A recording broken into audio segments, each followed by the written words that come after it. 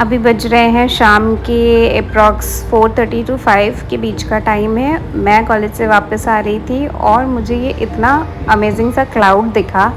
आप इस क्लाउड को इमेजिन कर सकते हो, ये बिल्कुल फ़ोन से तो पता नहीं पर सामने से ऐसे लग रहा था कोई सर्कुलर चीज़ है, आप ऐसे हाथ में उठाओगे जैसे हम लोग शुगर कैंडी होती है ना, बिल्कुल वैसा ही था ये।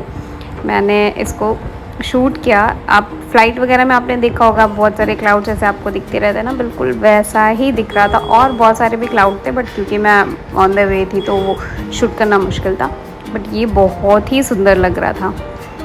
अभी जूम करने पे आप देख सकते हो बिल्कुल सर्कुलर मोशन में अलग सा बिल्कुल क्लाउड है। अमेजिंग।